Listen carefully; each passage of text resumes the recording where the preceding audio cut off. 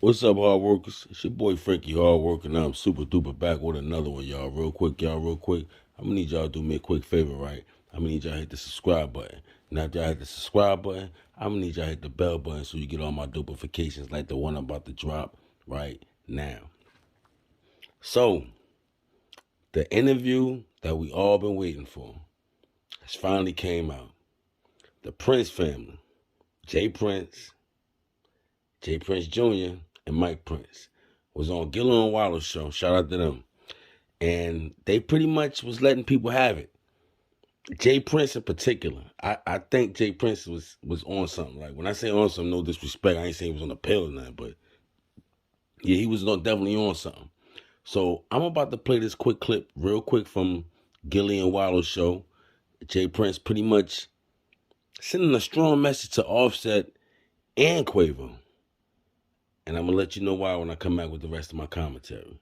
Ain't nothing changed where my love is concerned, where Quavo is concerned. So, there's gonna come a day, there's gonna come a time that everything we saying, Quavo gonna have the opportunity to bear witness that this is the truth. You know what I mean? This how it went down and from A to Z. And I look forward to seeing that day. But even more important than that, like I told him the last time I saw him, you know what I mean? It's love here. It's love here. And I look forward to that coming back together soon. But this Offset dude, I ain't gonna leave him out. I'm just real like this, because, niggas be throwing rocks and hiding their hand, right? They be throwing rocks and hiding their hand. And I don't like them kind of individuals, and the truth of the matter is, one can dance and different things in front of these different cameras and all that kind of shit. And when reality, the truth of the matter is, nigga, you wasn't really right there with Takeoff when he was alive. You know what I mean? So for you to be taking these positions that you taking, you know what I mean? And I got people everywhere, so I hear all kinds of things. I'm going to just say this to you. Don't never put me in no position where, I have to defend myself. You know what I mean? That wouldn't be healthy for you. And, I have to say that. I hate, but it's $1 million worth of game. You know what I mean? It's $1 million worth of game, and I'm going to give it to him right on $1 million worth of game because I ain't going to throw rocks and hide my hand. I'm going to just let it be known, to him because I hear what's being said. I'm gonna keep it a buck. I think J.PRINCE was sipping. I think he was sipping, and respectfully, when I say that, respectfully. But let me speak on this, right? First, I want to talk about the Quavo situation, what he said about Quavo. Now, if you watch that interview, throughout that interview, he said more than once, Quavo is going to pretty much let y'all know what happened. It seemed like he's urging Quavo to like, I think you need to hurry up and talk about this a little bit faster. I understand you're going through something, but it's about time to speak on it. That's what it seemed like to me.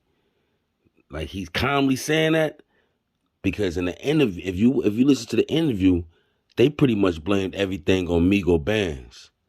They said Migo Bands was the one that was like that started the whole situation, without saying his name, but that's who they was talking about.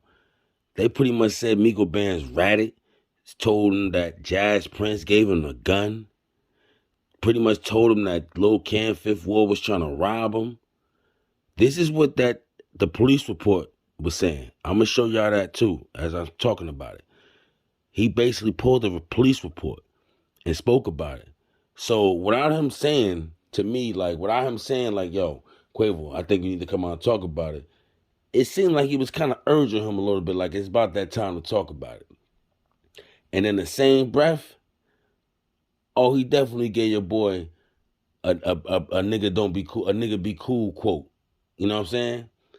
Because with this situation, I'm pretty, Quavo was, Offset was going through it, so I'm pretty sure he was very emotional, feeling the way. But some things he shouldn't have said.